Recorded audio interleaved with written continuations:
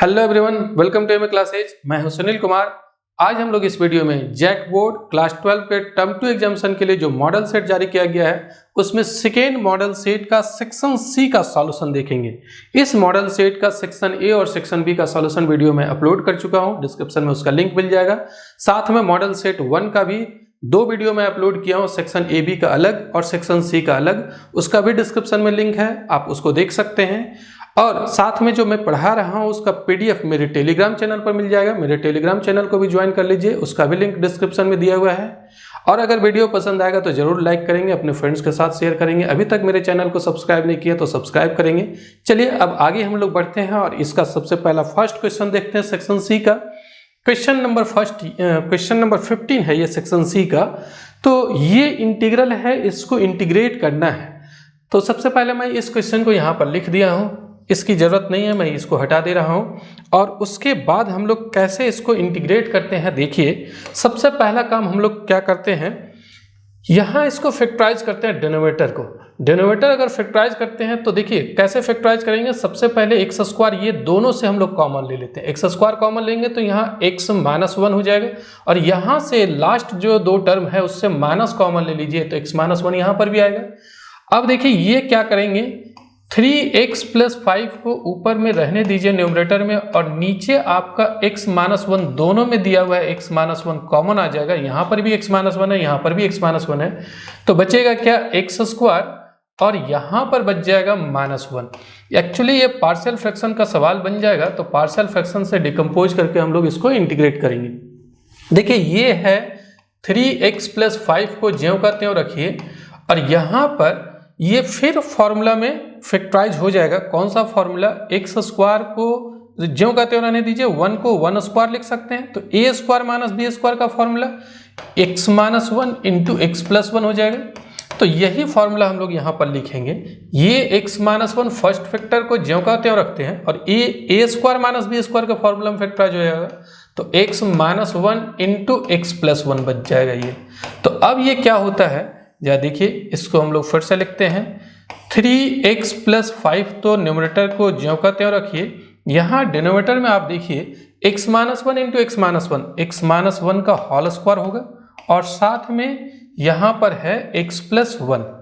तो ये हो गया। अब ये पार्शियल फ्रैक्शन में हम लोग इसको डिकम्पोज कर देंगे। पहले हम लोग क्या किए, यहाँ पर डिनोमिनेटर को फैक्टराइज कर लिए, और अगर ये फैक्टराइज हो गया तो आप पार्शियल फ्रैक्शन से इस सवाल को बनाते हैं। तो इसके लिए क्या करेंगे, इसको नंबर 1 करके हम लोग छोड़ देते हैं। पार्शियल फ्रैक्शन में डिकम्पोज करने के लिए हम लोग सपोज कर लेते हैं, शायद आप जब बनाए होंगे तो आपको पता होगा कि इसको कैसे पार्शियल फ्रैक्शन में डिकम्पोज करते हैं। सबसे पहले यहाँ पर जो फंक्शन दिया हुआ है उसको तो ज्यों का त्यों रखते हैं। अब इसको कैसे पार्शियल फ्रैक्शन में डिकम्पोज करेंगे, यहाँ आप देख रहे हैं ये रिपीटेड फैक्टर है, तो रिपीटेड फैक्टर है तो पहले लिखेंगे a / x - 1। रिपीटेड फैक्टर का मतलब क्या हो गया, यहाँ x - 1 2 बार है। एक्चुअली ये x - 1 2 बार था, रिपीट किया फैक्टर, इसी को x - 1 का होल स्क्वायर लिखे हैं। तो इसको पार्शियल फ्रैक्शन में डिकम्पोज करने के लिए पहले a / x - 1 लिखा जाता है, और फिर उसके बाद हम लोग लिखेंगे b / x - 1 का होल स्क्वायर। एक बार x - 1 रखेंगे और एक बार x - 1 का होल स्क्वायर रखेंगे। अगर पावर 3 रहता है तो फिर c / x - 1 का होल क्यूब भी रखते, खैर नहीं है, पावर 2 तक ही है, तो यहाँ पर 2 बार लिख लेंगे इसको।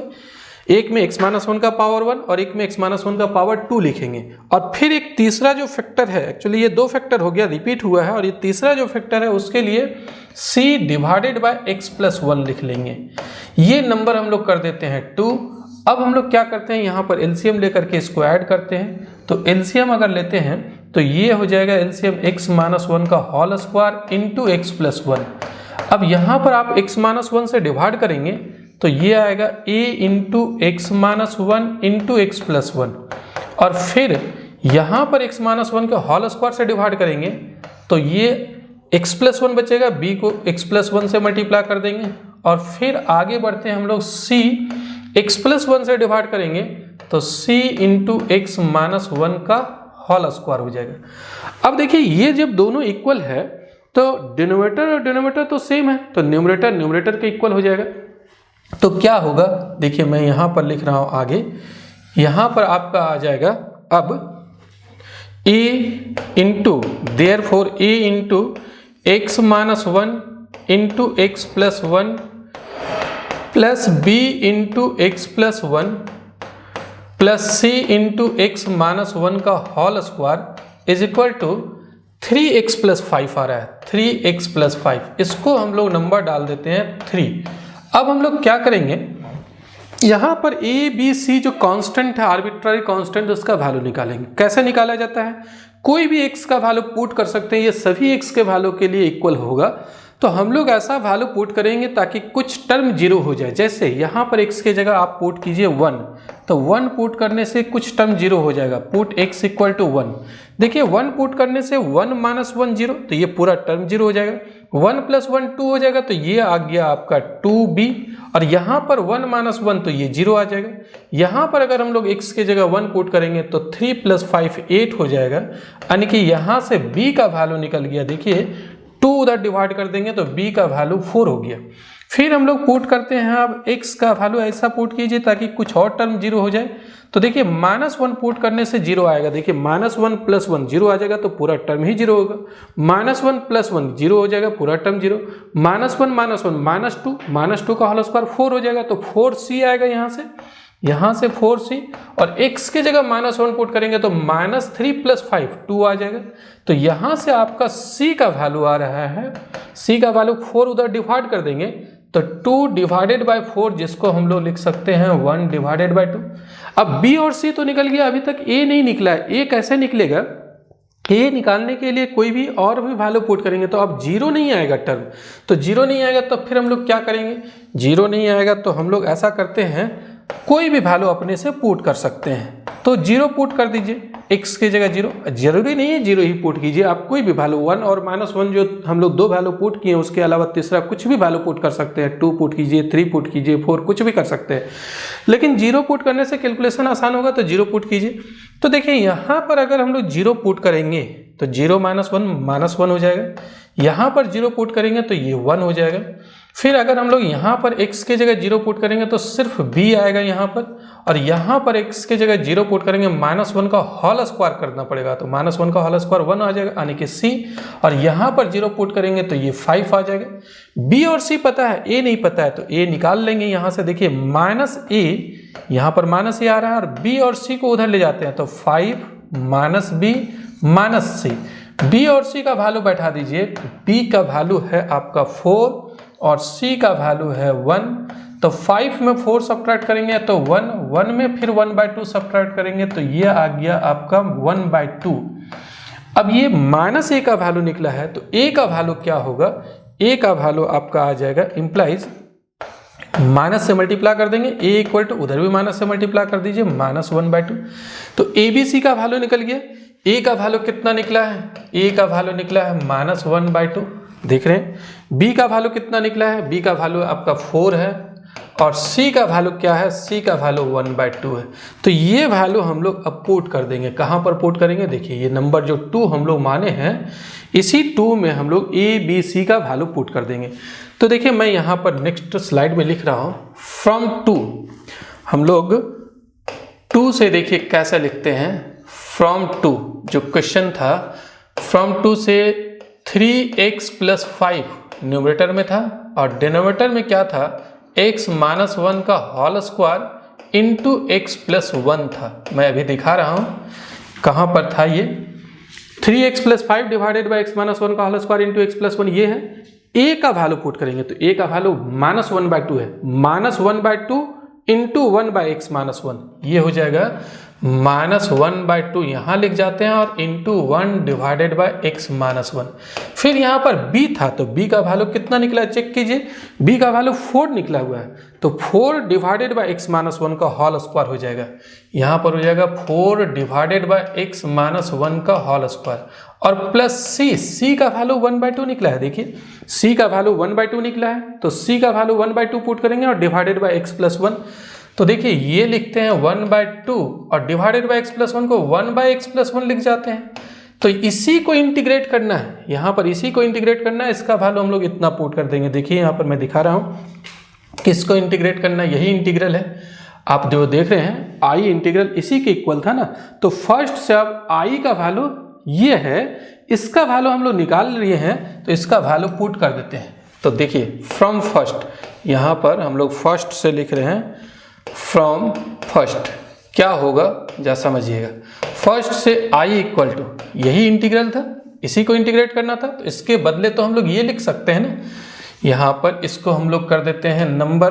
पहले क्या नंबर हो चुका है, पहले 2 और शायद 3 हुआ है, एक बार मैं देख लेता हूँ, हाँ 3 तक हुआ है। तो ये नंबर हम लोग डाल देते हैं 4। यहाँ पर हम लोग इस ये जो रिजल्ट लाए हैं इसको हम लोग 4 डाल रहे हैं, तो फ्रॉम 1 and 4 कर देते हैं। यहाँ पर ऐसा करते हैं फ्रॉम 1 and 4, ये दोनों का यूज से i इक्वल टू क्या लिख सकते हैं, ये इंटीग्रल इसी को इंटीग्रेट करना था, तो इसके बदले लिख सकते हैं -1/2 into 1/x - 1 plus 4 divided by x - 1 का होल स्क्वायर और प्लस 1/2 इंटू 1/x + 1, ये है। अब हम लोग इसको इंटीग्रेट कर लेंगे, टर्म बाय टर्म इंटीग्रेट कर देंगे।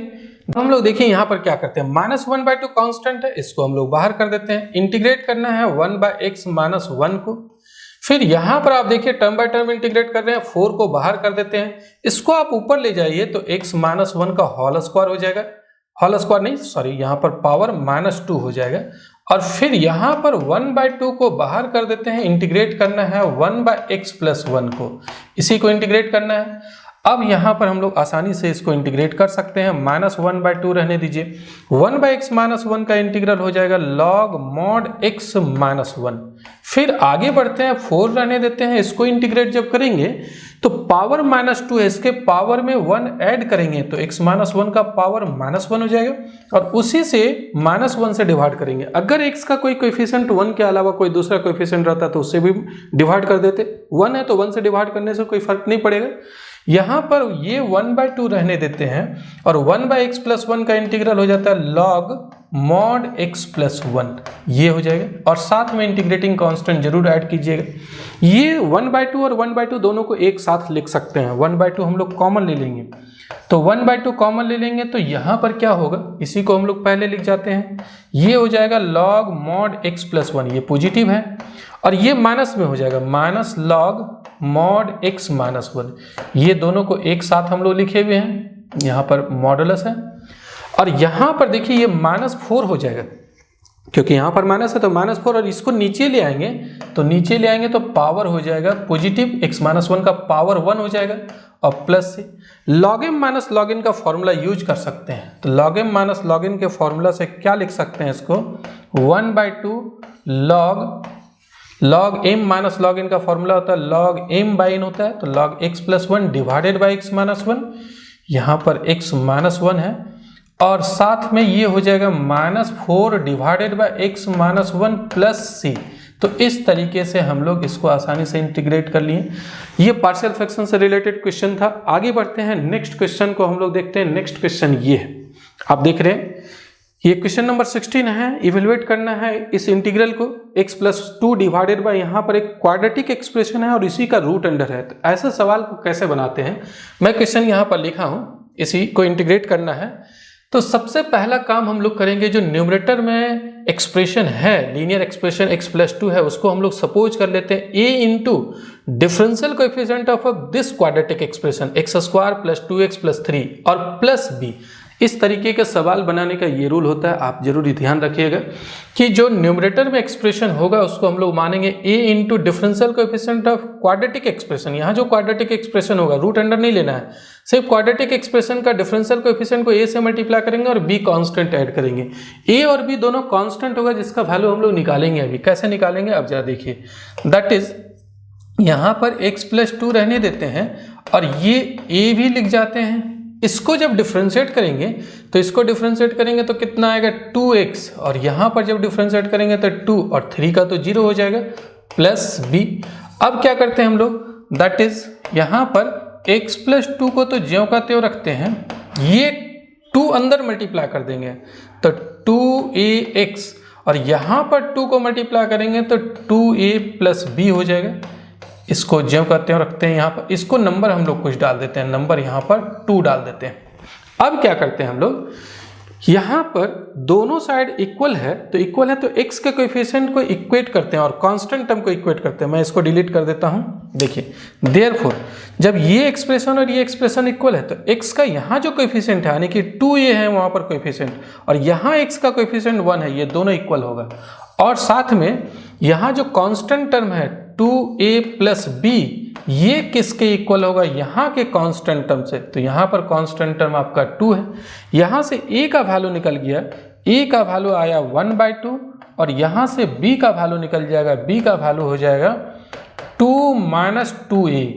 तो 2 रहने देते हैं और 2a का वैल्यू तो 1 है ना, तो 2a का वैल्यू 1 पुट कर देते हैं तो यहाँ आ गया b का वैल्यू 1 निकल गया। तो अब देखिए क्या करते हैं, यहाँ से फ्रॉम 2 इम्प्लाइज 2 से हम लोग देखिए कैसे लिखते हैं। x + 2 को क्या लिख सकते हैं? x + 2 को लिख सकते हैं, a का वैल्यू निकला हुआ है, a का वैल्यू 1/2 है, तो 1/2 इंटू 2x + 2 और प्लस b का वैल्यू भी निकला हुआ है 1।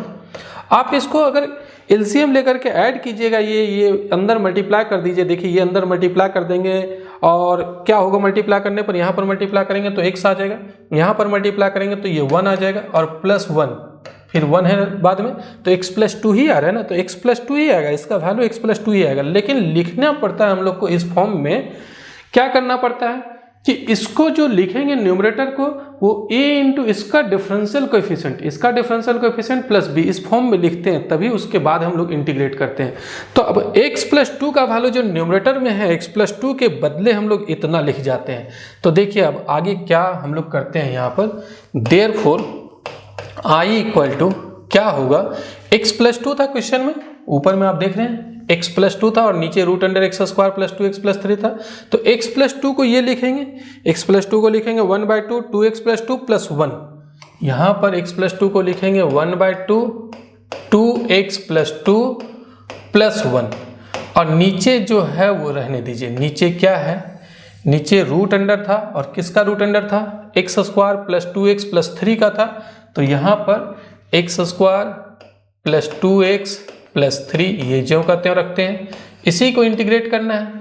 अब हम लोग क्या करेंगे, ये दोनों में डिवाइड कर देते हैं, तो 1/2 यहाँ पर भी डिवाइड करते हैं, 2x + 2 divided by √x² + 2x + 3 और इसको इंटीग्रेट करना है। अलग अलग इंटीग्रेट कर देते हैं, फिर इसमें भी डिवाइड करते हैं, यहाँ पर भी डिवाइड करेंगे। देखिए ये यहाँ पर भी डिवाइड होगा, 1 डिवाइडेड बाय x² + 2x + 3 इसका √अंडर है, इसको भी हम लोग इंटीग्रेट कर देते हैं। ये 1/2 को हम लोग बाहर भी कर सकते हैं। देखिए हम लोग ऐसा करते हैं, इसको 1/2 को बाहर भी कर देते हैं, जैसा समझिएगा। ये जब इसमें डिवाइड करेंगे, इसको इंटीग्रेट कर रहे हैं, 1/2 कांस्टेंट है बाहर कर दिए, ये इसमें भी डिवाइड करेंगे, इसको भी इंटीग्रेट कर दिए। दो काम जो है वो एक साथ कर लें, आप अलग अलग भी कर सकते हैं, दोनों को डिवाइड कर लीजिए फिर अलग अलग इंटीग्रेट कर लीजिए, या ऐसे भी लिख सकते हैं। इस इंटीग्रल को I1 मान लेते हैं, = 1/2 I1 और इस इंटीग्रल को हम लोग मानते हैं I2। इसको नंबर डाल देते हैं, नंबर अभी तक क्या हुआ है एक बार चेक कर लेते हैं, नंबर 2 तक हुआ है, इसको हम लोग नंबर डाल देते हैं 3। अब इस इंटीग्रल को अलग से निकाल लेंगे, इस इंटीग्रल को अलग से निकाल लेंगे, दोनों का वैल्यू यहाँ पर पुट कर देंगे तो ये आंसर आ जाएगा। तो देखिए I1 किसको माने हैं वो उसको लिख देना पड़ेगा, वेयर I1 हम लोग इस इंटीग्रल को माने हैं, यहाँ पर इंटीग्रल है 2x + 2 डिवाइडेड बाय आगे है x² + 2x + 3 ये है, एंड I2 किस इंटीग्रल को माने हैं वो भी आपको लिखना पड़ेगा। ये है 1/√x² + 2x + 3, इसी को हम लोग I2 माने हैं यहाँ पर। तो अब हम लोग I1 निकाल लेंगे फिर I2 निकाल लेंगे ना। अब I1 कैसे निकालेंगे, I1 निकालने के लिए हम लोग एक सब्स्टिट्यूशन मेथड अप्लाई करेंगे। क्या सब्स्टिट्यूट करेंगे, ये √x² + 2x + 3 को t मान लीजिए, हम लोग पुट करते हैं √x² + 2x + 3 को t मानते हैं। तो जब इसको t मानेंगे तो इसका स्क्वायर कर देते हैं, इसका स्क्वायर करने से क्या होगा जरा देखिए, इम्प्लाइज यहाँ जब स्क्वायर करेंगे तो रूट अंडर हट जाएगा, x square plus 2x plus 3 और यहाँ हो जाएगा टी स्क्वायर। अब इसका डिफरेंशियल निकालते हैं, तो डिफरेंशियल निकालेंगे तो ये x का फंक्शन है, x के रिस्पेक्ट में डिफरेंशिएट करेंगे तो यहाँ हो जाएगा 2x, इसको अगर x के रिस्पेक्ट में डिफरेंशिएट किए 2, इसका तो 0 हो जाएगा और dx से मल्टीप्लाई कर देंगे और यहाँ पर डिफरेंशिएट करते हैं तो 2t dt हो जाएगा। एक्चुअली यही आ जाएगा टी स्क्वायर का 2t dt। देखिए ये न्यूमरेटर में जो है वही चीज़ आया, यहाँ पर dx छूट रहा है, dx भी होगा ना। तो देखिए जो न्यूमरेटर है 2x प्लस 2 dx वही चीज़ यहाँ पर आया है, तो I1 क्या हो जाएगा, अब I1 में ये पुट कर दीजिए तो I1 का वैल्यू हो गया 2x प्लस 2 dx के जगह हम लोग लिख सकते हैं 2t dt और नीचे क्या है, नीचे वाला देख रहे हैं इसको हम लोग t माने हुए हैं, तो ये t और ये t कैंसिल हो जाएगा तो 2 कांस्टेंट बाहर कर देंगे, यहाँ पर 1 बच जाएगा और 1 का इंटीग्रल क्या होता है, 1 को t के रिस्पेक्ट में इंटीग्रेट करेंगे तो t होगा। अभी c नहीं ऐड करेंगे, बाद में c एक साथ ऐड कर लेंगे, 2 कांस्टेंट 2 इंटीग्रेशन है, दोनों का एक साथ लेकर करके ऐड कर देंगे। t का वैल्यू क्या है, t का वैल्यू हम लोग जो सब्स्टिट्यूट किए हैं यहाँ पर पुट कर देते हैं तो x square plus 2x plus 3, तो ये फर्स्ट का इंटीग्रल निकल गया। आप देख रहे हैं यहाँ पर I1 और I2 दो था तो I1 का इंटीग्रल तो हम लोग निकाल लिए। अब रही बात I2 का, तो I2 का कैसे निकालेंगे, चलिए इसके बारे में देखते हैं। मैं I2 यहाँ पर लिख रहा हूँ, अगेन I2 इक्वल टू ये जो I2 होगा, अगेन I2 क्या है, I2 ये इंटीग्रल है 1 डिवाइडेड बाय रूट अंडर, आप देख लीजिए क्या है रूट अंडर में, root under x square plus 2x plus 3 dx, x square plus 2x plus 3 dx है। अब इसको कैसे इंटीग्रेट करेंगे, ये ऐसा सेट करेंगे ताकि होल स्क्वायर के फॉर्मूला में बन जाए। तो कैसे सेट करते हैं जरा समझिएगा, एक्स स्क्वायर यहाँ लिख जाते हैं, यहाँ पर लिखते हैं 2x को 2 इंटू एक्स इंटू 1 लिख जाते हैं, 1 अपने से यहाँ पर मल्टीप्लाई कर दिए, मतलब ये दोनों तीनों का प्रोडक्ट तो 2x ही आएगा ना। अब 1 स्क्वायर हम लोग अपने से ऐड करते हैं, 1 स्क्वायर को सब्ट्रैक्ट भी बाद में कर देंगे, 1 स्क्वायर अपने से ऐड किए हैं, क्यों किए हैं, क्योंकि A square plus 2ab plus B square के फॉर्मूला में लाने के लिए। तो यहाँ पर पहले से 3 है, 3 तो लिख जाते हैं, यहाँ जो 3 है और 1 स्क्वायर ऐड किए हैं तो 1 स्क्वायर को हम लोग यहाँ पर सब्ट्रैक्ट भी कर देते हैं और ये dx को ज्यों का त्यों रखिए। इसको एक ब्रैकेट में रख सकते हैं, ये जो है वो हम लोग एक ब्रैकेट में कर देते हैं, देखिए ये।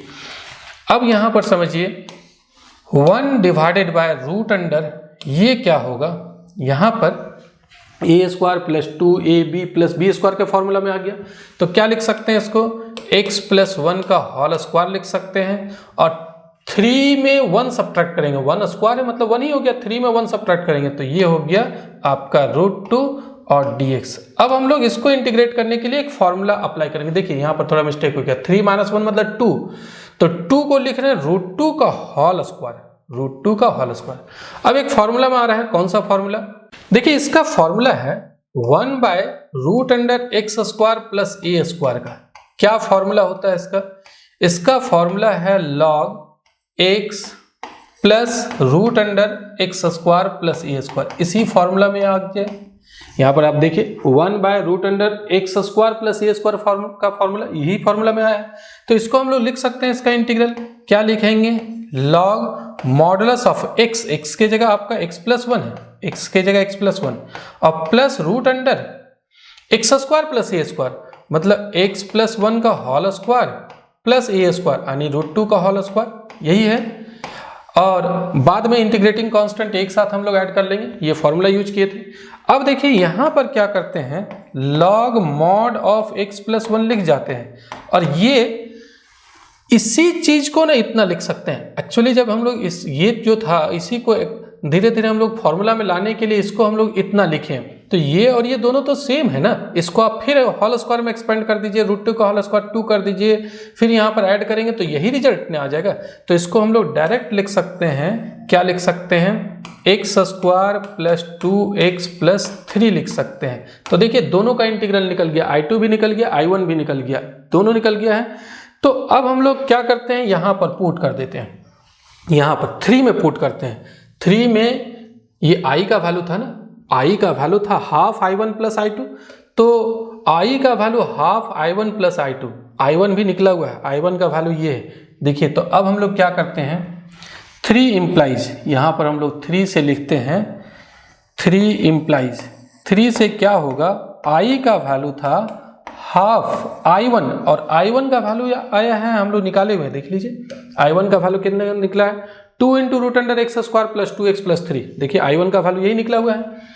तो यहाँ पर हम लोग पुट कर देते हैं 2 into root under x square plus 2x plus 3, ये हो गया half i1 plus i2, i2 का वैल्यू ये है लॉग यहाँ पर मॉड x प्लस 1 और प्लस ये प्लस है root under x square plus 2x plus 3 और बाद में यहाँ पर हम लोग इंटीग्रेटिंग कांस्टेंट c ऐड कर देते हैं। तो ये 2 और ये 2 कैंसिल हो जाएगा, तो जो बच रहा है उसको आप लिख लीजिए, ये बचा और ये बचा तो वही आंसर हो जाएगा। तो इस तरीके से इस क्वेश्चन को हम लोग बना लिए। अब हम लोग आगे बढ़ते हैं नेक्स्ट क्वेश्चन। नेक्स्ट क्वेश्चन ये है कि if a equal to 2i minus 3j plus K and b equal to i minus K, यहाँ पर 2 वेक्टर दिया हुआ है, एक वेक्टर a दिया हुआ है, दूसरा वेक्टर b दिया हुआ है, देन फाइंड द फॉलोइंग। यहाँ पर बाकी यहाँ पर a और b जब वेक्टर दे दिया है तो 5 चीजों को निकालना है। कौन सा 5 चीज? सबसे पहले तो 2a minus b, 2 times vector a minus vector b, फिर a स्क्वायर निकालना है, फिर a डॉट b निकालना है, फिर a क्रॉस b निकालना है, फिर projection of a on b निकालना है। तो सबसे पहले a और जो b दिया हुआ है उसको हम लोग यहाँ लिख गए। पहला काम करना है 2a माइनस b, तो 2a माइनस b निकालते हैं। 2a माइनस b क्या होगा, 2 टाइम्स a का value 2i cap minus 3j cap plus के कैप, आसानी से निकाल सकते हैं, कुछ करना नहीं है ज़्यादा, और माइनस b का वैल्यू क्या है, i कैप माइनस के कैप है, ये है b का वैल्यू। अब देखिए क्या करते हैं आगे, ये 2 को आप अंदर मल्टीप्लाई कर दीजिए तो ये हो जाएगा 4i cap minus 6j cap plus 2k cap, ये हो जाएगा। और यहाँ पर माइनस से अंदर मल्टीप्लाई करते हैं, minus i cap plus k cap. अब देख लीजिए क्या होता है, 4i में i सब्ट्रैक्ट करते हैं तो 3i कैप माइनस 6j, यहाँ तो j है नहीं तो माइनस 6j हो जाएगा, और 2k cap plus k cap, ये हो जाएगा 3k कैप। ये आसानी से निकल गया, कुछ करना नहीं है ज़्यादा। फिर दूसरा क्वेश्चन, इसी का सेकेंड नंबर क्या कहता है, जरा देखिए।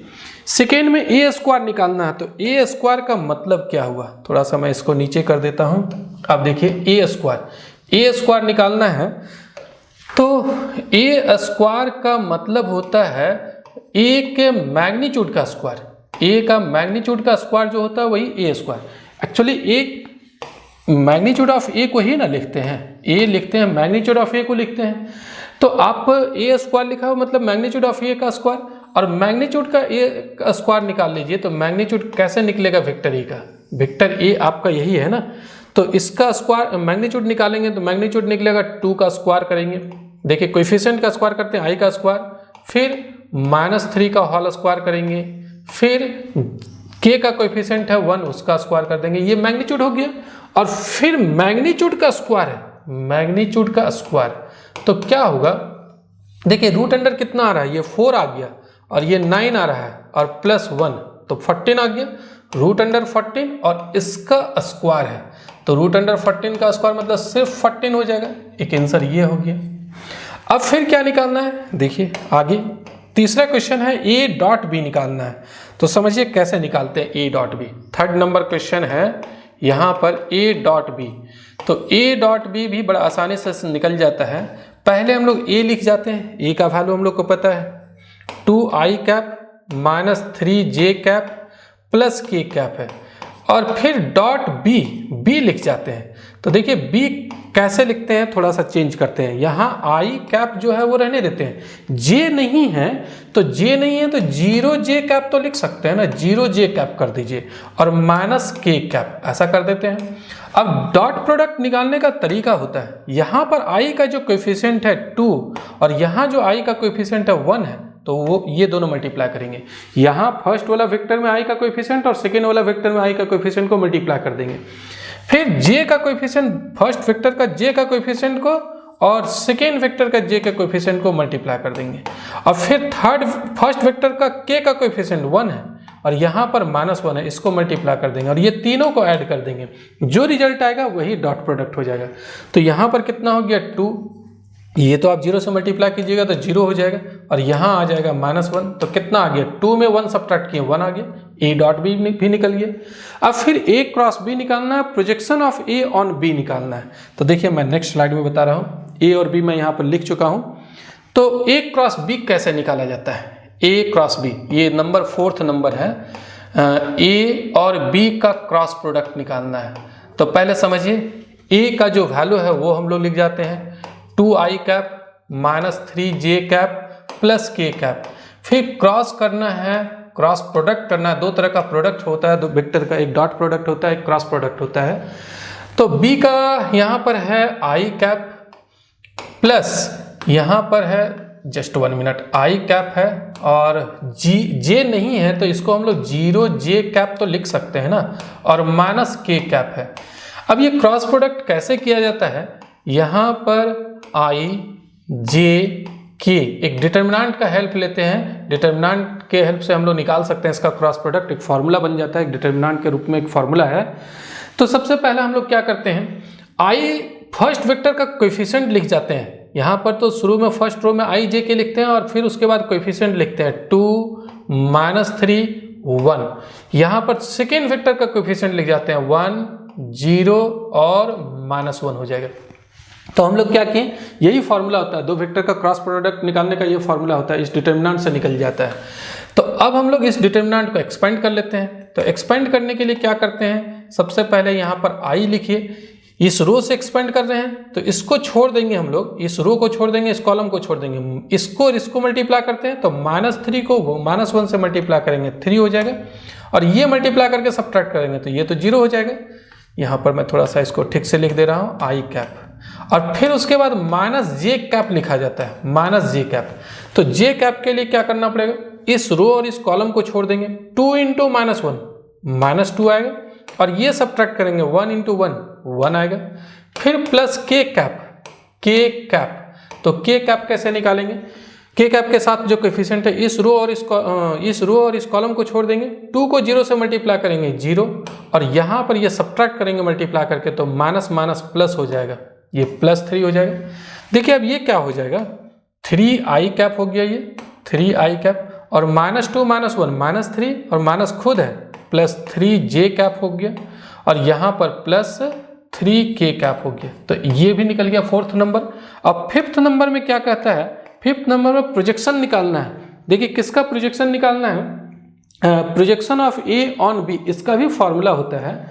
तो यहाँ पर मैं लिखता हूँ प्रोजेक्शन ऑफ, किसका प्रोजेक्शन है, projection of a on b। तो इसका फॉर्मूला क्या है, a dot b divided by mod of b, ये फॉर्मूला होता है। इस फॉर्मूला से आप प्रोजेक्शन निकाल सकते हैं। a डॉट बी ऑलरेडी निकाल के रखे हुए हैं, इसीलिए फिर से निकालने की जरूरत नहीं है। a डॉट बी आप अब देख रहे हैं, a डॉट बी निकाले हुए कितना है, 1 है, तो यहाँ पर हम लोग ये 1 लिख जाते हैं। और b का मॉडुलस, तो b का मॉडुलस होगा क्या, रूट अंडर से i का कोएफिशिएंट है 1, उसका स्क्वायर कर देंगे और j का कोएफिशिएंट तो 0 है तो उसको छोड़ दीजिए, k का कोएफिशिएंट है -1 का होल स्क्वायर। तो कितना आ गया, ये 1 डिवाइडेड बाय रूट अंडर 2 आ रहा है, तो ये प्रोजेक्शन भी निकल गया। तो इस तरीके से हम लोग ये 5 स्टेप में 5 पार्ट था इस क्वेश्चन का, पांचों पार्ट्स को हम लोग बना लिए और प्रत्येक पार्ट के लिए एक एक नंबर मिलेगा। ये बड़ा अच्छा क्वेश्चन है, एक एक नंबर प्रत्येक पार्ट के लिए है, तो ये आसानी से आपको 5 नंबर्स मिल सकता है। अब हम लोग आगे बढ़ते हैं, क्वेश्चन नंबर 18 देखते हैं। क्वेश्चन नंबर 18 है, find the shortest distance between the following lines. यहाँ 2 लाइन दिया हुआ है, एक लाइन ये दिया हुआ है, एक लाइन ये दिया हुआ है, दोनों के बीच का शॉर्टेस्ट डिस्टेंस निकालना है। तो शॉर्टेस्ट डिस्टेंस से निश्चित रूप से एक क्वेश्चन आपका रहेगा ही, तो इस चीज़ का ध्यान रखिएगा। कैसे बनाते हैं हम लोग इसको समझते हैं। ये शॉर्टेस्ट डिस्टेंस का सवाल बनाने के लिए एक फार्मूला यूज करते हैं। सबसे पहले तो हम लोग जो लाइन दिया हुआ था, यही लाइन था r इक्वल टू, एक लाइन ये दिया हुआ था, एक लाइन ये दिया हुआ था, दोनों लाइन को लिख लिए और ये दोनों लाइन के बीच का शॉर्टेस्ट डिस्टेंस निकालने का फार्मूला होता है। We know that the shortest distance between the lines इस फॉर्म में है। देखिए किस फॉर्म में है, r equal to a1 plus lambda b1, r equal to a1 plus lambda b1 एक लाइन इस फॉर्म में होता है, एंड दूसरा लाइन होता है R इक्वल टू A2, ये हो गया आपका A2 plus mu B2, R equal to A2 plus mu B2। तो ये दोनों लाइन के बीच का शॉर्टेस्ट डिस्टेंस, जरा समझिएगा, ध्यान दीजिएगा। मान लीजिए एक लाइन ये है जिसका इक्वेशन है R equal to A1 plus lambda B1, और दूसरा लाइन ऐसा है, इसका इक्वेशन है R equal to A2 plus mu B2। तो दोनों के बीच का शॉर्टेस्ट डिस्टेंस एक ऐसा लाइन होता है जो दोनों पर परपेंडिकुलर होता है, इस पर भी और इस पर भी, तो यही शॉर्टेस्ट डिस्टेंस बन जाता है। तो इसका फॉर्मूला, शॉर्टेस्ट डिस्टेंस निकालने का फॉर्मूला होता है modulus of A2 minus A1 dot B1 cross B2, ये फॉर्मूला है B1 क्रॉस B2, और divided by mod of B1 cross B2। इस फॉर्मूला से निकल जाता है शॉर्टेस्ट डिस्टेंस। ये एक लाइन ये है, एक लाइन ये है, स्क्यू लाइन अगर है तो स्क्यू लाइन है तो ऐसा लाइन हम लोग ड्रॉ करते हैं जो दोनों पर परपेंडिकुलर होता है, तो शॉर्टेस्ट डिस्टेंस निकालने का ये फॉर्मूला है। मेरे चैनल में एक 3D का प्लेलिस्ट है, आप उसको देखिएगा, अगर शुरू से देखिएगा तो पूरा 3D आपका कंप्लीट हो जाएगा। वहाँ पर मैं पूरा डिटेल से बताया हूँ कैसे शॉर्टेस्ट डिस्टेंस होता क्या है, शॉर्टेस्ट डिस्टेंस निकालने का तरीका क्या है। खैर निकालने का तरीका तो मैं यहाँ पर भी क्वेश्चन में बता रहा हूँ, लेकिन पूरा अगर चैप्टर समझना है तो मैं उसका प्लेलिस्ट का डिस्क्रिप्शन में लिंक मैं दे दूंगा, आप देख सकते हैं। चलिए देखिए इस सवाल को कैसे बनाते हैं। तो ये शॉर्टेस्ट डिस्टेंस निकालने का फॉर्मूला यहाँ पर ऐसा ही, दो लाइन दिया हुआ है, एक लाइन ये दिया हुआ है, यहाँ पर देखिए ये एक लाइन है R equal to A1 plus lambda B1 और R equal to A2 plus mu B2। तो we know that the shortest distance between the lines R equal to A1 plus lambda B1 and R equal to A2 plus mu B2 is given by, जो मैं formula अभी बताया तो वही formula मैं यहाँ पर लिखा हूँ, ये फॉर्मूला लिख लेना पहले। अब क्या करना है, comparing the given equation with the equations, ये जो इक्वेशन दिया हुआ है उसको कंपेयर करना है इससे, R equal to A1 plus lambda B1 से और R equal to A2 plus mu B2 से। तो आप A1 लिख सकते हैं, A1 का वैल्यू यही होगा, ये A1 हो जाएगा, ये B1 हो जाएगा, A1 प्लस लेमडा B1 और A2 प्लस म्यू B2, ये हो जाएगा A2 और ये हो जाएगा B2। तो देखिए मैं यहाँ पर वही लिख दिया हूँ। A1 इक्वल टू जो वैल्यू था, देख लीजिए A1 का वैल्यू क्या है, A1 का value I plus 2J plus 3K, यही A1 है। और A2 क्या होगा, ये A2 हो जाएगा 4I plus 5J plus 6K। तो A1 का value I plus 2J plus 3K और A2 का value 4I plus 5J plus 6K। फिर ये जो होता है R equal to A1 plus lambda B1, ये B1 हो गया, और R equal to A2 plus mu B2, ये B2 हो गया। तो B1 हो गया I minus 3J plus 2K, देखिए मैं यहाँ पर वही लिखा हूँ, B equal to I minus 3J plus 2K, और B2 क्या है, B2 ये वाला हो जाएगा 2I plus 3J plus K, B2 हो जाएगा 2I plus 3J plus K। अब क्या करना है, जो फॉर्मूला हम लोग देखे हैं तो फॉर्मूला में जरूरत क्या है, एक तो A2 माइनस A1 का जरूरत है, ये निकाल लेंगे, फिर B1 क्रॉस B2 का जरूरत है, ये निकाल लेंगे, फिर दोनों का डॉट प्रोडक्ट निकाल लेंगे, फिर इसका मॉडुलस से डिवाइड कर देंगे, वही शॉर्टेस्ट डिस्टेंस हो जाएगा। तो आसानी से आप कर सकते हैं। देखिए करना क्या, बड़ा आसान क्वेश्चन होता है ये, आपको सिर्फ फॉर्मूला याद रखना है और कैलकुलेशन कर लेना है। नाउ अब हम लोग निकालते हैं A2 minus A1। Now A2 minus A1 निकालते हैं, तो vector A2 minus vector A1, vector A2 है क्या, वेक्टर A2 है 4I cap plus 5J cap plus 6K cap, और सब्ट्रैक्ट क्या करना है, यहाँ पर A1 सब्ट्रैक्ट करना है, तो A1 सब्ट्रैक्ट कर दीजिए। A1 क्या है, I cap plus 2J cap plus 3K cap. अब इसको आप सब्ट्रैक्ट करके देख लीजिए कितना आता है, 4I माइनस I 3I आ जाएगा, फिर 5J में 2J सब्ट्रैक्ट करते हैं, ये भी 3J आ रहा है, और 6K में 3K सब्ट्रैक्ट करते हैं, ये भी आपका 3K ही आ रहा है। तो A2 माइनस A1 निकालनी है। अब हम लोग निकालते हैं अगेन B1 क्रॉस B2 निकालते हैं, अगेन B1 क्रॉस B2, इसका भी जरूरत है, तो दोनों का क्रॉस प्रोडक्ट निकाल लेते हैं। क्रॉस प्रोडक्ट अभी हम लोग देखे हैं कैसे निकाला जाता है इसको। तो पहले B1 का वैल्यू लिख जाते हैं, B1 का वैल्यू है I minus 3J plus 2K, फिर क्रॉस करना है इस वेक्टर को B2 के साथ, B2 का वैल्यू है 2I cap plus 3J cap plus K cap. अब क्या करेंगे हम लोग, यहाँ पर क्रॉस प्रोडक्ट करने के लिए सबसे पहले यहाँ पर I J K, और फिर इसका फर्स्ट का कंपोनेंट 1 है, माइनस 3 है, 2 है, और फिर सेकेंड का कंपोनेंट है 2 3 1। अब इसको आप एक्सपेंड कर लीजिए, देखिए क्या आएगा एक्सपेंड करके, जरा समझिएगा इसको। आई के साथ लिखेंगे सबसे पहले, तो आई के साथ क्या लिखेंगे, इस कॉलम को इस रो को छोड़ देंगे, -3 आएगा यहाँ पर -3 और ये -6 आ जाएगा। फिर जे के साथ क्या लिखेंगे, इसको थोड़ा सा मैं ठीक से लिख दे रहा हूँ।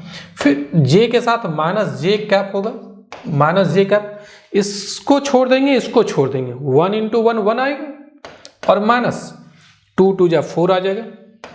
फिर के कैप के साथ क्या करेंगे, इसको और इसको छोड़ देंगे, 1 × 3 3 आएगा यहाँ पर और यहाँ पर आ जाएगा आपका प्लस, 3 2 जा 6, माइनस खुद है और माइनस पहले से होता है तो ये प्लस हो जाएगा। तो कितना आ गया ये आपका आ रहा है -9 आई कैप और ये 1 में 4 सब्ट्रैक्ट किया -3 और खुद माइनस है तो +3j कैप और +6 + 3 9k कैप। देख लीजिए कैलकुलेशन कहीं गड़बड़ नहीं होना चाहिए। तो ये निकल गया B1 क्रॉस B2। अब हम लोग क्या करते हैं, A2 - A1 .B1 cross B2 निकालते हैं। तो अगले स्लाइड में मैं लिख रहा हूँ, तो देयरफॉर A2 - A1 और क्या करते हैं, A2 - A1 dot B1 cross B2 ये निकालते हैं, B1 क्रॉस B2। तो पहले A2 - A1 कितना निकला है वो लिख जाते हैं। A2 - A1 निकला 3i + 3j + 3k। देखिए ये निकला है 3i + 3j + 3k और फिर आगे डॉट प्रोडक्ट करना है इसका B1 क्रॉस B2 से। तो B1 क्रॉस B2 भी निकला हुआ है -9i + 3j + 9k। ये है -9i + 3j + 9k। अब हम लोग इस दोनों का डॉट प्रोडक्ट कर देते हैं, तो डॉट प्रोडक्ट तो आसानी से निकल जाता है। यहाँ i का जो कोएफिशिएंट है 3 और यहाँ जो i का कोएफिशिएंट है -9 मल्टीप्लाई करेंगे। यहाँ j का कोएफिशिएंट है 3 और वहाँ j का कोएफिशिएंट है 3, यहाँ k का कोएफिशिएंट है 3 और वहाँ पर k का कोएफिशिएंट है 9। तो ये हो जाएगा -27 + 9 प्लस यहाँ पर ये आ जाएगा 27। अब ये 27 और -27 कैंसिल हो जाएगा, यहाँ पर क्या बचा 9।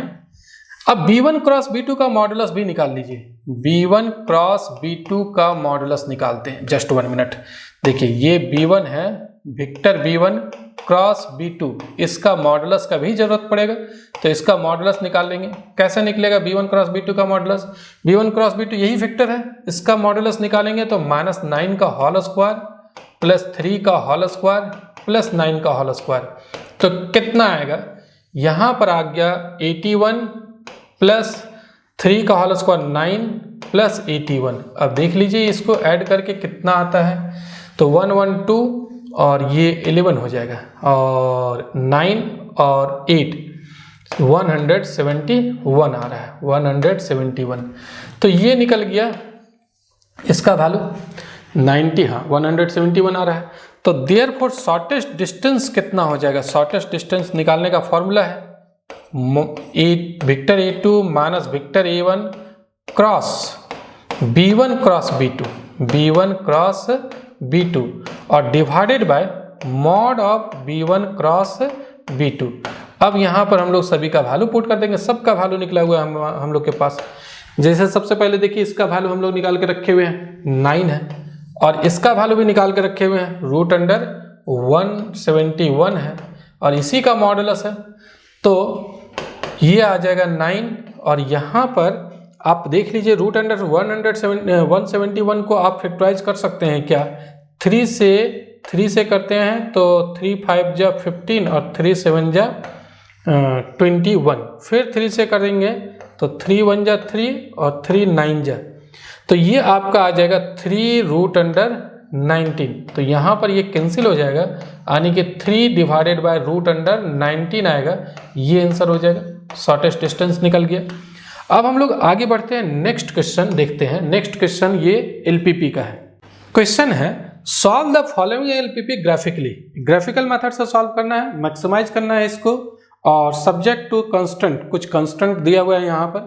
तो एलपीपी के सवाल को कैसे बनाते हैं जरा देखिए। यहाँ पर हम लोग सबसे पहला काम क्या करते हैं, जो एलपीपी दिया हुआ है उस एलपीपी को हम लोग लिख के यहाँ पर इसी फंक्शन को मैक्सिमाइज करना है इसको कहते हैं ऑब्जेक्टिव फंक्शन। जिसको मैक्सिमाइज करना है या मिनिमाइज करना है उसको ऑब्जेक्टिव फंक्शन कहते हैं। और यहाँ पर कुछ कंडीशन दिया हुआ है जिसको कंस्ट्रेंट्स कहते हैं, x plus y less than equal to 50 और 3x plus y less than equal to 90। और इसको कहते हैं नॉन नेगेटिविटी रिस्ट्रिक्शंस। 3 पार्ट होता है एलपीपी का, एक ऑब्जेक्टिव फंक्शन होता है, ये दोनों कंस्ट्रेंट कहलाएगा, और इसको कहते हैं हम लोग नॉन नेगेटिविटी रिस्ट्रिक्शंस। तो z का मैक्सिमम वैल्यू निकालना है, क्या x और y रखें ताकि z मैक्सिमम हो जाएगा, यही पता करना है। एलपीपी को सॉल्व करने का मतलब है कि x y का वैल्यू पता करना है ताकि ये फंक्शन z जो है वो मैक्सिमम हो जाए। और कौन सा x y लेना है, ऐसा x y लेना है जो ये सारे कंडीशन को सेटिस्फाई करता है। तो इस सारे कंडीशन को सेटिस्फाई करने वाला जो जो सॉल्यूशन मिलेगा, जो जो x y का वैल्यू मिलेगा, उसको हम लोग फिजिबल सॉल्यूशन कहते हैं। और जो फिजिबल सॉल्यूशन इसको मैक्सिमाइज कर देगा उसको हम लोग ऑप्टिमल सॉल्यूशन कहते हैं, ऑप्टिमल फिजिबल सॉल्यूशन। तो सबसे पहले हम लोग क्या करते हैं, कैसे बनाते हैं, तरीका समझिए। सबसे पहले जो यहाँ इन इक्वेशन दिया हुआ एलपीपी में उसको इक्वेशन में कन्वर्ट कर लेते हैं। We first convert the inequation into equations we get. यहाँ पर आपको 4 इन इक्वेशन दिख रहा है तो उसको सबसे पहले इक्वेशन में कन्वर्ट कर देते हैं। मतलब इनइक्वलिटी का साइन हटा करके इक्वलिटी का साइन दे देते हैं। x plus y equal to 50, फिर 3x plus y equal to 90। ये x greater than equal to 0 था तो x इक्वल टू 0 कर दिए, y greater than equal to 0 था तो y इक्वल टू 0 कर दिए। यहाँ इक्वेशन 1 2 3 4 हम लोग कर दिए। अब ये जो 4 इक्वेशन है वो चारों स्ट्रेट लाइन को रिप्रेजेंट करेगा, क्योंकि लीनियर इक्वेशन है। लीनियर इक्वेशन x और y में जो होता है वो स्ट्रेट लाइन को रिप्रेजेंट करता है। तो ये 4 स्ट्रेट लाइन को हम लोग ग्राफ में फिगर बना लेंगे। तो ग्राफ में फिगर बनाने के लिए क्या करना पड़ेगा, जैसे हम लोग 10th में क्लास करते थे, ग्राफ कैसे बनाते थे, टेबल बना करके x और y का वैल्यू निकाल करके। टेबल बनाना जरूरी नहीं है, 10th में करते थे। अब हम लोग देखिए कैसे बनाते हैं, ये चारों का ग्राफ बनाएंगे। इसका तो दोनों का हम लोग जानते हैं कि क्या होगा। x equal to 0 actually y axis का इक्वेशन होता है और y equal to 0 x axis का इक्वेशन होता है। तो ये दो पहले से जानते हैं, सिर्फ यही दोनों का ग्राफ बनाना है।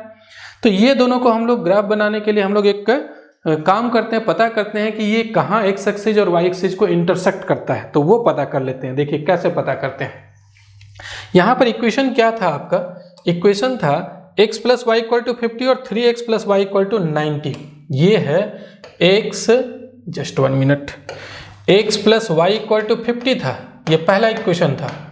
और एक था आपका 3x plus y equal to 90, ये है आपका 3x plus y equal to 90। तो यहाँ पर आप क्या कीजिए, पहले y की जगह 0 पुट करते हैं। y की जगह फर्स्ट में 0 पुट कीजिएगा तो x का वैल्यू क्या हो जाएगा, x प्लस 0 इक्वल टू 50 आ जाएगा। मतलब x का वैल्यू 50 आ जाएगा। तो x का वैल्यू 50 आएगा, यानी कि किस पॉइंट से पास करेगा एक लाइन, ये जो लाइन है वो 50 0 से पास करेगा। y कोऑर्डिनेट 0 लेते हैं तो x कोऑर्डिनेट 50। इसी तरीके से अगर हम लोग x कोऑर्डिनेट 0 ले लें, x कोऑर्डिनेट अगर 0 ले लेते हैं तो ये तो गायब हो जाएगा, तो y इक्वल टू 50 हो जाएगा। तो इस पॉइंट से, तो 2 पॉइंट, ये दोनों पॉइंट x एक्सिस और y एक्सिस का पॉइंट है। तो the line 1 Passage through the point, एक पॉइंट 50 0 से पास कर रहा है जिसका नाम A1 दे रहे हैं, और एक दूसरा 0 50 से पास कर रहा है जिसका नाम दे रहे हैं B1। तो ये जो लाइन है फर्स्ट लाइन वो पास कर रहा है इस दोनों पॉइंट से। एक बार क्या किया हम लोग, y के जगह 0 पुट कर दिए, x का वैल्यू निकाल लिए। एक बार x का वैल्यू 0 पुट कर दिए, y निकाल लिए। वही काम लाइन 2 में भी करते हैं। देखिए the line 2 Passage through the point, एक पॉइंट का नाम दे रहे हैं A2। देखिए y के जगह 0 पुट कीजिए, तो y के जगह 0 पुट करेंगे तो क्या होगा, 3x इक्वल टू 90। तो x का वैल्यू कितना हो जाएगा, 30। तो y के जगह 0 पुट करेंगे और x का वैल्यू 30 आ रहा है। फिर उसी तरीके से एक दूसरा पॉइंट B2 नाम दे रहे हैं। अब x के जगह 0 बैठा दीजिए तो ये 0 हो जाएगा और प्लस y इक्वल टू 90। तो y का वैल्यू कितना हो जाएगा, 90।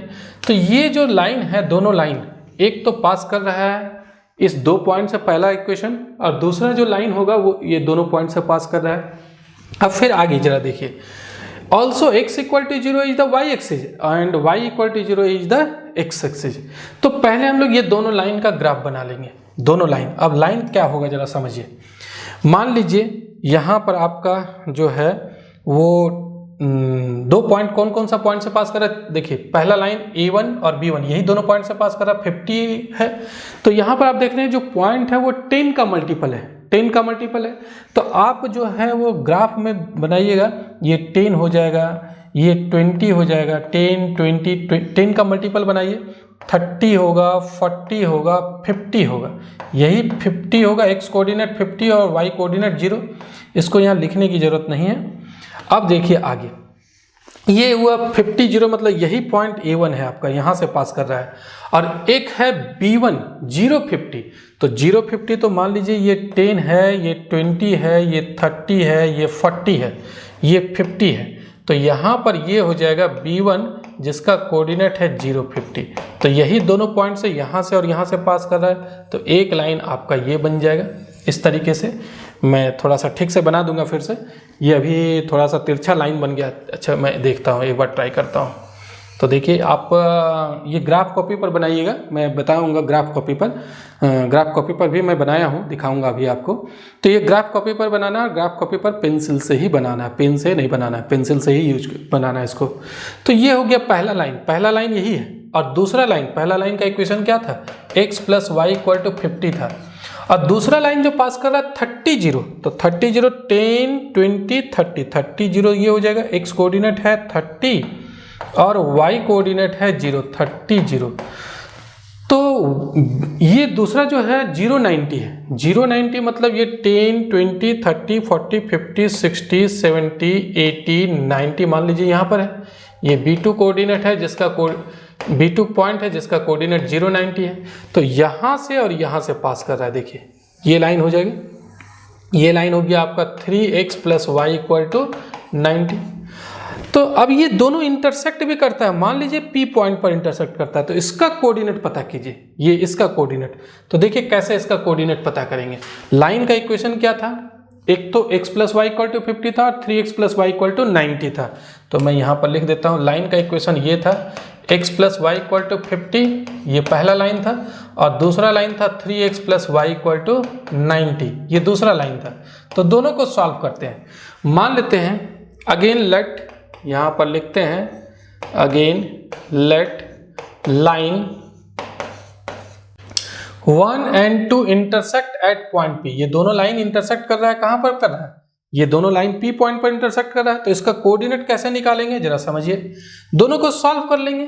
तो सॉल्व कैसे करेंगे, 2 - 1 इंप्लाइज, 2 में 1 को सब्ट्रैक्ट कीजिए। देखिए 2 में 1 को सब्ट्रैक्ट करते हैं तो 3x + y है, यहाँ पर इंप्लाइज 3x + y है, और सब्ट्रैक्ट क्या करना है, फर्स्ट को सब्ट्रैक्ट करना है। फर्स्ट क्या है, x + y, ये तो लेफ्ट हैंड साइड सब्ट्रैक्ट किया, राइट हैंड साइड भी सब्ट्रैक्ट कीजिए, 90 - 50। तो यहाँ पर देखिए ये y और ये -y कैंसिल हो जाएगा, तो यहाँ से आपका 3x - x 2x, और इधर आ रहा है 40, तो x का वैल्यू हो गया 20। 2 आप डिवाइड कर दीजिएगा, 40 डिवाइडेड बाय 2, तो ये आ जा रहा है 20। अब फ्रॉम फर्स्ट से देखिए, फर्स्ट इंप्लाइज y का वैल्यू क्या हो जाएगा, x तो निकल गया, y निकाल लीजिए यहाँ से। तो y का वैल्यू क्या हो गया, x को उधर ले जाते हैं, तो 50 - x यानी कि 50, और x का वैल्यू कितना निकला है 20, तो ये हो गया 30। दोनों को जब सॉल्व किए तो 20 30 आ रहा है दोनों को सॉल्व करने पर, मतलब ये दोनों को जब सॉल्व करेंगे तो दोनों का इंटरसेक्शन पॉइंट बताएगा, जहां इंटरसेक्ट कर रहा है। देखिए ये इस पॉइंट पर इंटरसेक्ट कर रहा है, तो इसका x कोऑर्डिनेट हो गया 20 और y कोऑर्डिनेट आ गया 30। देखिए यहाँ पर x का वैल्यू वही निकला हुआ है, 20 निकला और 30 निकला है। तो लिख देते हैं therefore coordinate of P are, x coordinate हो गया उसका 20 और y कोऑर्डिनेट हो गया 30, P पॉइंट का कोऑर्डिनेट भी निकल गया। तो ये भी काम कर लेना है हम लोग। सबसे पहला का क्या किए हैं यहाँ पर फिर से समझ लीजिए, ये जो LPP था सबसे पहले इन इक्वेशन जो था LPP में उसको इक्वेशन में कन्वर्ट कर लिए। अब ये पता किए कि ये कहाँ कहाँ से पास करता है दोनों, और ये तो y एक्सिस और ये x एक्सिस को रिप्रेजेंट करता है। तो हम लोग यहाँ पर लिख लिए कि पहला लाइन कहाँ से पास करता है, दूसरा लाइन कहाँ से पास करता है। x = 0 y एक्सिस है, y = 0 x एक्सिस है। तो दोनों का ग्राफ पर हम लोग ग्राफ पेपर पर दोनों का फिगर बना लिए। अब उसके बाद दोनों जहां इंटरसेक्ट कर रहा था उसको सॉल्व करके हम लोग इंटरसेक्शन पॉइंट का भी कोऑर्डिनेट बना लिए। तो देखिए ग्राफ में हम लोग फिगर बना लिए ये वाले, और जहां इंटरसेक्ट करता है उसका कोऑर्डिनेट भी निकल गया। अब जरा समझिए यहाँ पर आप देखिएगा तो इन इक्वेशन था, क्वेश्चन में जो था x + y ≤ 50 है, 3x + y ≤ 90 है, और हम लोग जो बनाए हैं ये फिगर आपको जो दिख रहा है ये तो x + y = 50 का है ना। तो x x plus y less than equal to 50 का मतलब क्या हुआ? इसका मतलब देखिए x plus y equal to अगर 50 रहे, इक्वल टू 50 रहे, तो इसमें जितना भी पॉइंट होगा इस लाइन पर वो सभी पॉइंट इसको सेटिस्फाई करेगा। देखिए ये पॉइंट भी जो 50 0 है जिसका कोऑर्डिनेट, ये भी इसको सेटिस्फाई करेगा। 50 प्लस 0 50 आ रहा है। लेकिन अगर यहाँ लेस देन इक्वल टू रहे तो कौन सा पॉइंट इसको सेटिस्फाई करेगा? इस लाइन के इधर वाला या फिर उधर वाला सेटिस्फाई करेगा। लाइन जो है वो पूरे प्लेन को दो भागों में बांट रहा है, तो या तो इधर वाला सेटिस्फाई करेगा या उधर वाला सेटिस्फाई करेगा। इक्वल टू के लिए तो लाइन पर पॉइंट जो है वो सेटिस्फाई कर देगा, लेकिन लेस देन के लिए कौन सा होगा? या तो इधर होगा या उधर होगा। कैसे पता करेंगे? इसको पता करने के लिए बड़ा आसान तरीका है, आप ओरिजिन का कोऑर्डिनेट बैठा लीजिए। ऐसे ओरिजिन बैठाते हैं सिर्फ थोड़ा आसान करने के लिए। ऐसे इस लाइन के इधर कोई भी एक पॉइंट का कोऑर्डिनेट बैठा सकते हैं, कोई भी पॉइंट, लेकिन ओरिजिन ही बैठाइए। अगर ओरिजिन का कोऑर्डिनेट इसको सेटिस्फाई करता है, देख लीजिए x के जगह 0, y के जगह 0, लेस देन इक्वल टू 50 आ रहा है, ये 0 आ गया। 0 तो 50 से छोटा है ना, तो ओरिजिन का कोऑर्डिनेट अगर सेटिस्फाई करता है तो ओरिजिन की तरफ जितना भी पॉइंट है वो सब इसका सॉल्यूशन हो जाएगा। इन इक्वेशन का सॉल्यूशन क्या होगा? इस साइड जितना भी पॉइंट है सभी पॉइंट इसको सेटिस्फाई करेगा, सभी इसका सॉल्यूशन हो जाएगा। अगर ओरिजिन का करता है तो, अगर नहीं करता तब। तो अगर ओरिजिन नहीं करता, ओरिजिन का कोऑर्डिनेट इसको सेटिस्फाई नहीं करता, तो दूसरे तरफ वाला जो पॉइंट है वो सब इसका सॉल्यूशन हो जाता है। तो फिलहाल ओरिजिन कर रहा है, इसीलिए इधर इसका सॉल्यूशन हो जाएगा। और लेना किस में है? देखिए अगर आप एलपीपी में यहाँ पर देखेंगे तो x और y दोनों पॉजिटिव है, नॉन नेगेटिव है। जीरो भी है, जीरो है या फिर पॉजिटिव है। तो x y नेगेटिव नहीं है, नेगेटिव नहीं है मतलब सिर्फ फर्स्ट क्वाड्रेंट का ही सॉल्यूशन लेना है। x और y कोऑर्डिनेट ऐसा रखना है ताकि वो नेगेटिव नहीं हो, तो सिर्फ फर्स्ट क्वाड्रेंट में ही होता है जो नॉन नेगेटिव होता है। तो हम लोग को फर्स्ट क्वाड्रेंट में लेना है। अब इस लाइन का इक्वेशन क्या था? इस लाइन का इक्वेशन था 3x plus y equal to 0, लेकिन आपका एलपीपी में था लेस देन इक्वल टू 90 था, इक्वल टू 0 नहीं 90 था यहाँ पर।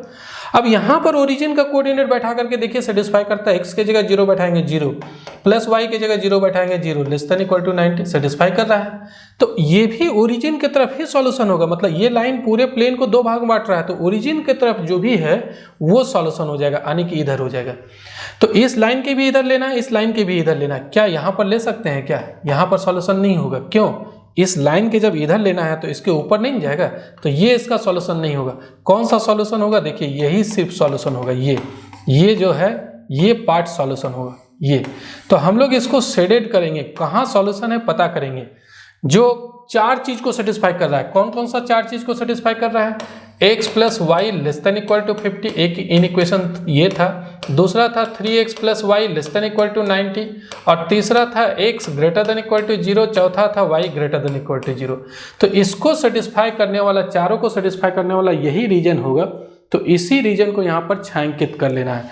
तो देखिए मैं यहाँ पर बनाया हूँ, आप देख रहे हैं ये फिगर इसी तरीके से मैं बनाया हूँ। ये ओरिजिन हो गया, ये A2 पॉइंट है, ये लाइन, और ये जो है वो A1 और B1 था जहाँ पर इंटरसेक्ट कर रहा है, और शेडेड पोर्शन में बना दिया हूँ यहाँ पर। तो अब जो शेडेड पोर्शन है वही फिजिबल रीजन होगा, क्योंकि वो सभी को सेटिस्फाई कर रहा है।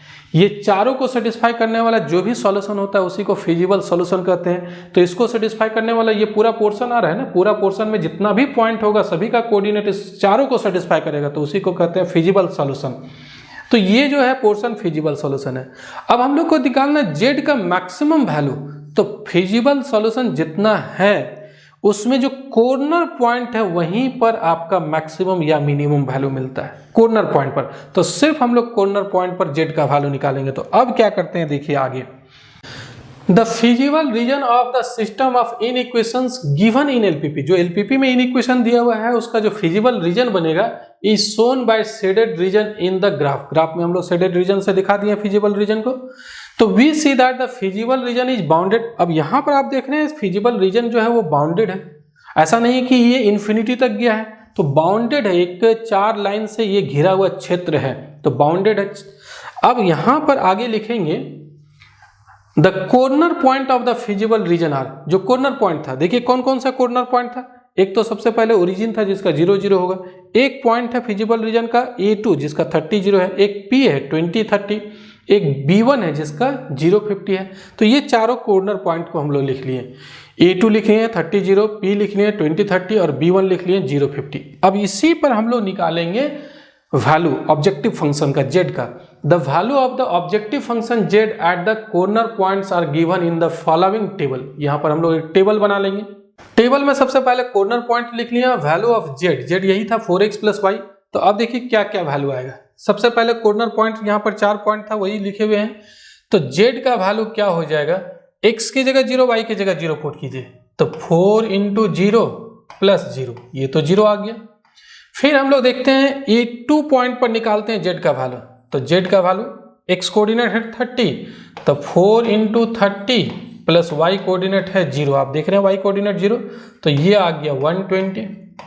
अब फिर हम लोग z का वैल्यू निकालते हैं इस पर 20 30 पर, तो 4 × 20 + 30, तो 4 × 20 80 हो गया और ये 110 आ जाएगा। फिर हम लोग 050 पर निकालते हैं, B1 कॉर्नर पॉइंट था, तो z = आ जाएगा 4 × 0 + 50, तो ये आ रहा है आपका 50। तो देखिए मैक्सिमम वैल्यू निकालना था, तो मैक्सिमम वैल्यू कहाँ पर मिल रहा है 120। तो clearly maximum value of z is 120। और ये कहाँ पर मिला, किस पॉइंट पर मिला, 30 0 पर। तो अटेंड एट पॉइंट 30 0, तो यही इसका आंसर हो गया। हम लोग को मैक्सिमम वैल्यू निकालना था, मैक्सिमम 120 हो गया। और किस पॉइंट पर निकलेगा, x 30 लेना पड़ेगा और y 0 लेना पड़ेगा। तो इस तरीके से हम लोग इस LPP के सवाल को बनाएंगे।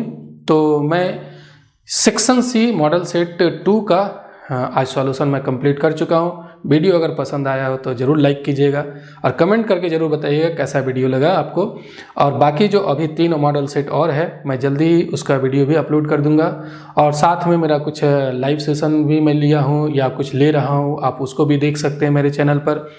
और बहुत जल्द मैं एक क्रैश कोर्स भी स्टार्ट करूँगा, तो उसकी भी नोटिफिकेशन आपको यूट्यूब पर मिल जाएगा। क्रैश कोर्स में भी मैं करवाऊँगा। तो चलिए आज इस वीडियो को देखने के लिए बहुत बहुत धन्यवाद। Thank you.